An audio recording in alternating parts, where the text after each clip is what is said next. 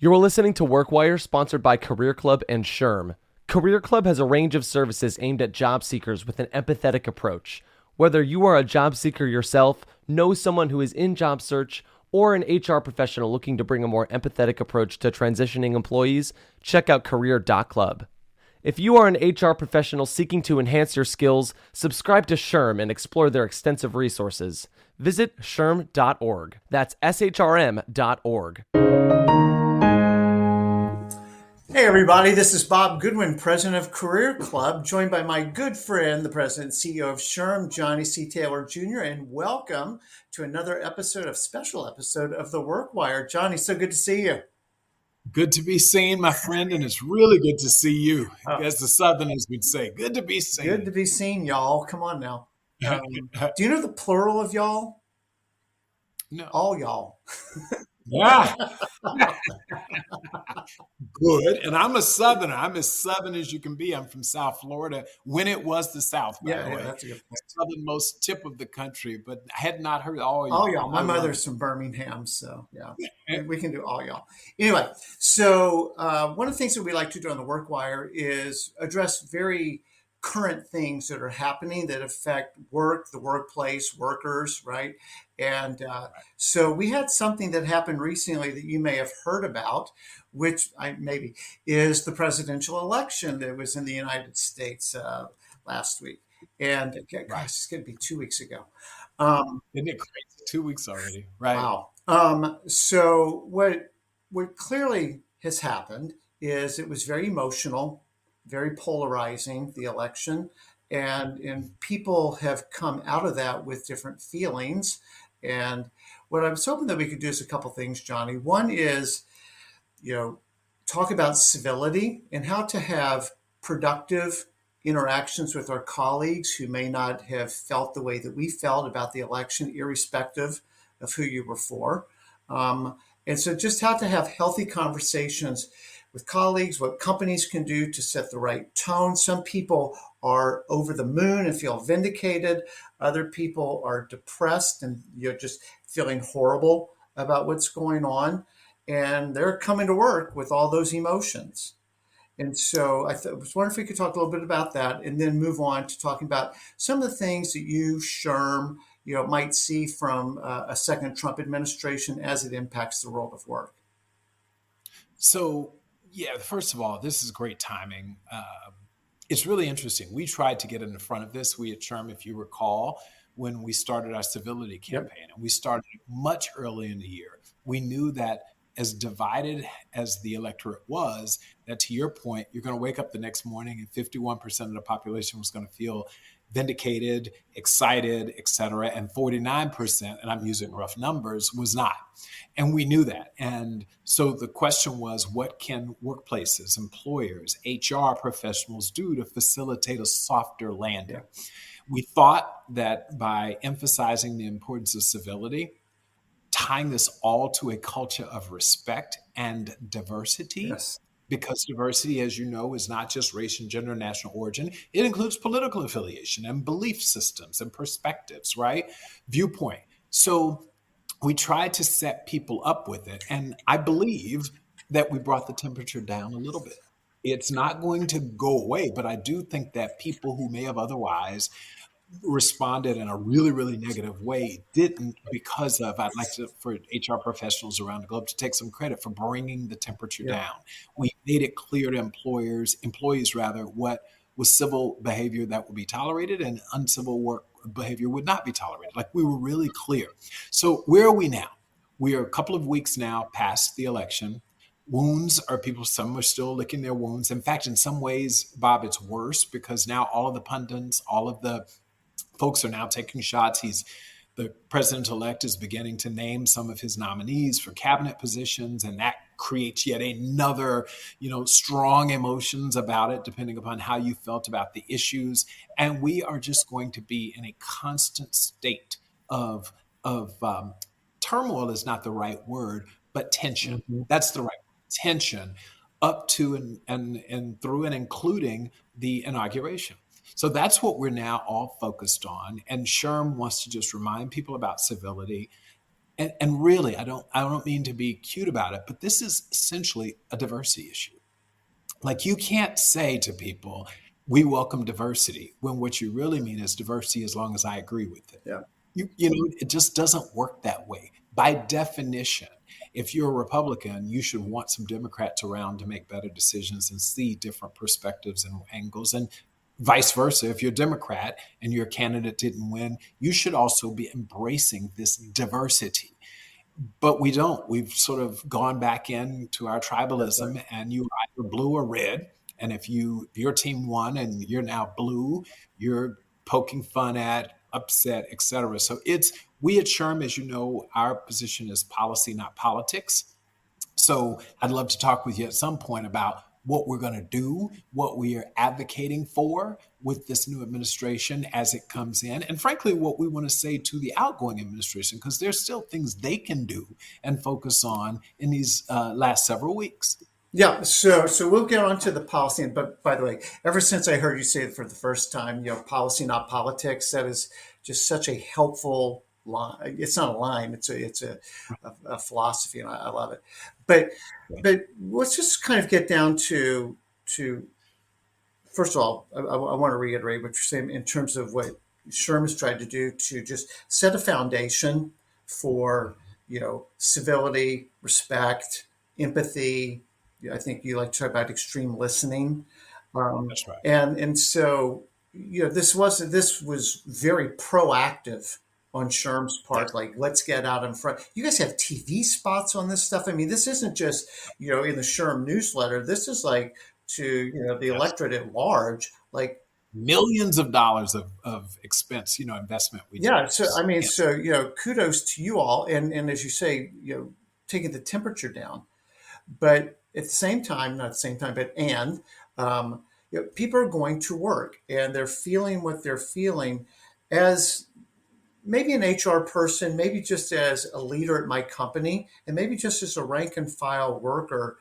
How do we just, because there are so many emotions tied into this, how Yes. do you separate? Like, I feel really strongly about this. I mean, this is something that I think is extremely important.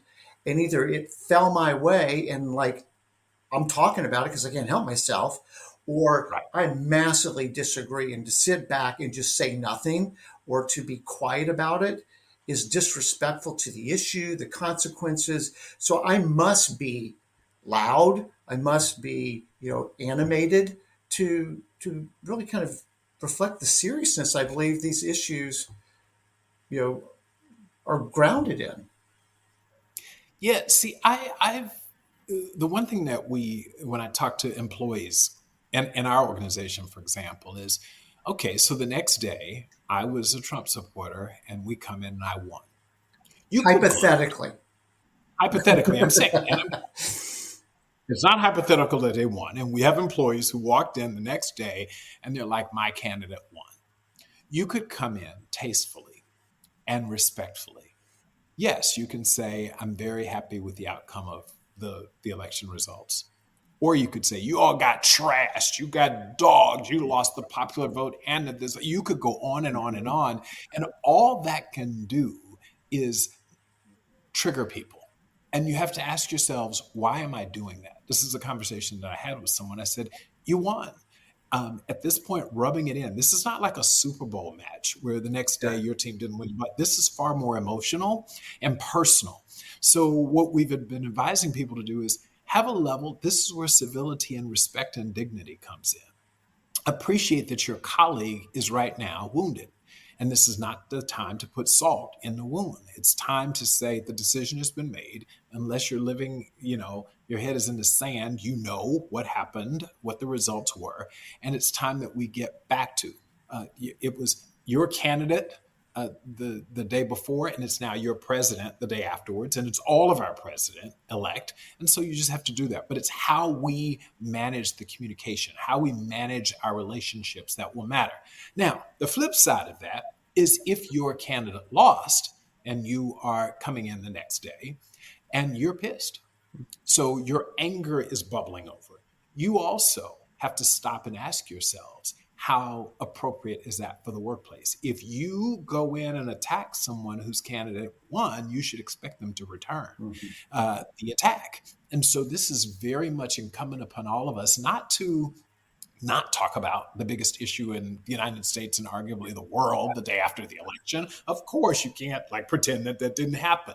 How we talk about it, how we show up is what we have been really trying to emphasize.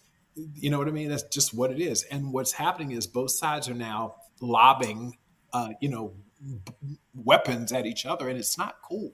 Verbal weapons. So that's what we're trying to do. Is just to say, I got it. You're upset your candidate didn't win, but here's news alert: 2 people compete. One's going to win. One isn't. That's the way it works, but the just because the election's over, and okay, so we let the dust settle on my person won or didn't win. Now, to your earlier point, people are being nominated. Policies are going to start being formed. Policies are going to start being implemented. That, again, I have very strong emotions about these issues. And now things are going in a way I'm happy about. Things are going in a way I'm not happy about. So this isn't going away. This isn't like, oh, okay, wake up from the nightmare and now we can kind of get on with our life again. And it's not a nightmare. It's just that things will continue. For some people, it is. Fair point, but things will continue to be this way. So, if you were speaking, and if I'm just making you repeat yourself, stop me. But like talking to the HR professional who's there trying to keep the thing together here, and to keep everybody, being respectful, try to understand not everybody sees the world the way that you do. Are there specific things that you would be advising an HR professional to be doing outside of what we've already spoken about to foster that culture of tolerance, diversity, inclusion? Yeah, so it's interesting that you use the word that I was going to use, which is culture. And as we know, culture starts from the top. HR is the keeper of the culture, but your CEO, president, managing director, whatever you call the person who leads the organization, has to set the tone. And that's something we did right after the election. We sent a note out to our employees. Frankly, we sent it to all of our members congratulating the president-elect. And you might imagine we had a version with President-elect Harris, we had a President-elect Trump, and then the next day we sent the appropriate one. And we, even then, it's a really interesting story. So we were ready, since the races were called early 5 o'clock that morning.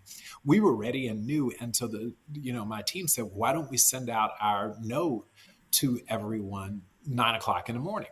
And I said, but we haven't yet had a concession speech.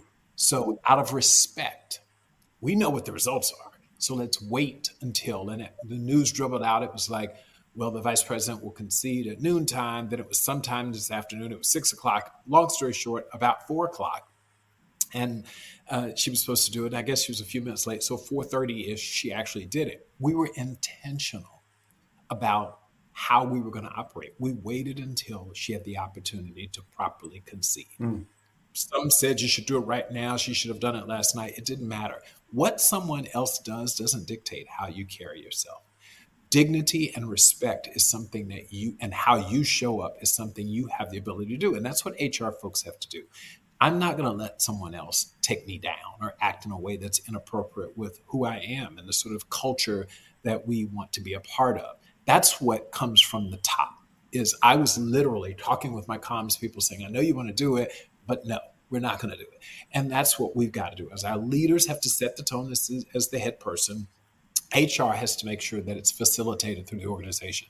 The second thing we need to do, and there was an interesting exercise where I've heard of, and I don't know how this worked, but bringing employees together to actually talk about it. So you go back to post George Floyd, we convened members of the community who we thought might have some pent up feelings of fear, of anger, of whatever. Similarly, after October 7th, we did some employers pull. So maybe there was literally an opportunity, and I've seen companies advocate for this, bring the employees together who took it personally. So you've got the people who won, that's one group. Here's the people who don't really care. But then there are people who are really, really upset about the result. give them a place to come talk about it, not to defend it, not to, you got to, but they brought together people who were like-minded and basically had a session to help them move on. Mm. I've actually heard of companies doing it quite successfully. Now, to be fair, these are smaller, medium-sized businesses. So it's not as if Microsoft could do it at one spot. But maybe they could break it up at Microsoft into departments and do it. But it's a really interesting tool so that people are seen, they're heard, they're, all of those things that matter. And then you move on. You also have the unique opportunity. I asked the CEO who did that, why did you do it? And he said, it's also to reinforce this is a place for you to get it out. But let's reinforce that when you go back out there, what won't be tolerated. So you're doing two things. You're making very clear what the types of behavior you're going to accept and that won't be accepted. So those are the two things that I've seen occur in organizations as of late. And I actually think they're pretty smart. Yeah, no, they're super smart. And, from the first point that you made about, culture starts with the leadership, I can also see where an HR professional, as a trusted strategic business partner, may keep a CEO from his or her less good instincts to just go, go, go. Like, whoa, Right. and maybe, serve as a little bit of a governor of maybe we should slow down, Johnny, before we go do that, because one of the consequences, or some consequences might be, hadn't thought about that. And so I can see the HR person, for someone who's overly wound up in either direction, serving as a bit of a buffer and That's right. dialing it back down a little bit. And then to your kind of company, let's debrief on this. Let's kind of just come together like a family, right? Right. And kind of just talk a little bit. And again, to your point, not to defend or berate or whatever, but just kind of get it out. Yeah. What a great forum for a senior HR person to be facilitating that conversation. Assuming he or she, the senior HR professional, has the ability to do it themselves. Too often we expect HR people to engage when they're not yet over it themselves. And I've seen, Bob, sadly, some of the vitriol on even LinkedIn this morning with people, HR professionals. I'm not so sure that I would agree that they're a professional who attacks the other side, that they're so angry that their candidate didn't win that they themselves are publicly online engaging in uncivil behavior. If that's the HR person you are, then you absolutely should not be the person to convene that setting, because you could simply fan the fire, put gasoline on the fire. And so I'm hoping that as you're listening here, just because you're in the role, you should be really careful about engaging in that particular exercise, because maybe you're not the right person to do it. Now, hopefully you have a team of people and you can pull someone who can, but this is really a test of our status as a profession. I remember being a lawyer. I can despise what I think the person accused of a crime has done, but I have an obligation to advocate for them. That it's not, you don't throw your professional standards to the side because you don't like something. The real professional says, I wanted X person to win. They didn't. But guys, we all have to get together. We have to work for the good of the company, for the good of society. If you can't do that, then, a whole bunch of ifs that flow from that. But for sure, you should not be convening employees, because that could turn really, really bad. Yep. So, wow. Yes. So, very good caveat to use the forum properly. And again, I think it speaks to your higher calling isn't to advocate for your personal position, but what's in the best interest of the company. That's your remit, not to advance your personal agenda. Let's use maybe, the remaining 10 minutes or so, Johnny. What are some of the policy things that you guys are either going to be advocating for, hope to see coming in this new administration? So top of mind, there are several. So this is in no order, prioritization, but top of mind for me is skills development. Mm-hmm. We have a real looming issue, as you know, because of the demographic of America and everything, and AI has exacerbated it, where people literally may want to work, but they won't have the skills to do the jobs to do that we have in the future. And I'm not talking 20 years in the future. I'm talking 3, 5 years in the future. So how are we going to ensure that the American workforce is prepared to take the new jobs in an AI-powered economy, for example? None of us can afford the United States of America to have experienced what, for example, West Virginia did after the coal mining business kind of fell apart, where you have a number of people who know how to do one thing, those jobs go away, and then they have nothing that they can do. We've got to bridge people. So very much focused on skills building and workforce development. We also believe, secondly, that we're going to focus on workplace immigration, distinct from the politicized issue of border security and immigration. That's not what we're talking about. We're talking about the fact that we still have 7 million plus open jobs in America. We understand that we need to fill those jobs. That's how we drive innovation. That's how we get work done, is we need people. So economic growth is incredibly important. The same time, we need to have a fair and effective legal immigration system, and it needs to work that way. So we're talking about, from a workplace standpoint only, how can we work with the administration not to group this broad conversation around immigration and do things that will impact employers' ability to get the talent they need, and for people to work the jobs that they want to work in our country. Last couple of things are flexibility and leave. Like, we really want to listen, you know how we felt about pure remote work, but we believe the answer is not about remote versus non-remote anymore, and it's more about flexibility. How do we do it such that the employee gets what they need, the employer gets what they need, and companies can remain true to their culture? The biggest one in terms of financial impact, of course, is workplace healthcare. We know that the cost of healthcare is continuing to spiral, outpacing almost every other economic indicator. Like, things are getting expensive, and employers, even if you have the traditional 70-30, 80-20 split, that 20% cost an employee a lot more when the entire cost goes up monthly. So we are, or annually.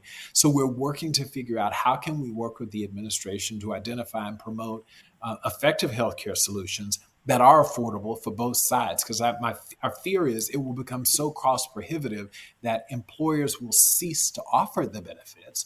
And then employees and the country are really in trouble. You know that half of Americans are covered by employer-sponsored health programs. So this is not something that we can just ignore. It's not just a government problem. Everyone can't leave their employer's offering and then go into the Affordable Health Care Act. It just that it was intended to supplement the employer-provided insurance thing, not replace it. Right. Okay. So if I could go back to point number one, if I remember correctly, which was skills-based hiring, just an add-on to that, because you talked about AI and stuff, is just the trades in blue-collar jobs. It's just such I mean, between retiring boomers, right? Yep. And then, the only acceptable road after high school is college, maybe the military, but it's like, oh my goodness, there are so many great jobs that need to be done that AI is never going to take over doing. AI is not going to come fix my toilet, period. AI is not going to fix the roof of my roof that's leaking, my broken car. Like, you need people who know how to do stuff. Yep. And so, I hope that, that there's continued and maybe more emphasis on that is noble, important, valued work that needs to be done. So for sure, healthcare is really interesting because, to your point, with it becoming cost prohibitive, it also starts to push out to the margins other benefits that people need for a modern workforce. That's right. And it's like, yeah, but like if, healthcare is eating up, I don't know what the right number is, 80 cents on the dollar of all benefits that we can offer our employees. Again, partially to be competitive, but partially because it's the right thing to do. It's what they need, whatever. And, so it's very encouraging to hear you talk about that. And the model is going to break if. It's not only is it going to break. I was with at KKR's offices in New York, Henry Kravis uh, convened a group of CEOs, and it was a really interesting conversation where these CEOs were honest. Like, I can't keep giving you 4 or 5% a year increases, merit, plus seeing insurance benefits go up and pharma in particular going up double digit. Like, where do I get the money from? Particularly when the customers are now saying, I'm unwilling to pay $8 for a cup of coffee. Like, there's nowhere to push it off to. So what we went through is a phase where we could actually pass the cost on. The consumer would pay for these things. If it cost me more because of benefits, I could pass the cost on. And now we're seeing serious pushback from the consumer. And so the CEOs are stuck. You and I've talked about this before, where I want to provide great benefits. They're very expensive, but the consumer is unwilling to pay me to pay you. Yep. It's an interesting situation. Just very quickly, one of the things I think people are anticipating in a new administration is some relaxation on basically the FTC and the ability for mergers and acquisitions and antitrust and all that kind of stuff. And that there will be kind of a loosening so that more deals start getting done. And I think on the one hand, that creates some growth opportunities for companies. But on the other hand, it also potentially introduces what are perceived as redundancies. Do you have any take on just a more relaxed regulatory environment as it relates to M&A activity? So listen, it's a careful, you have to strike a balance.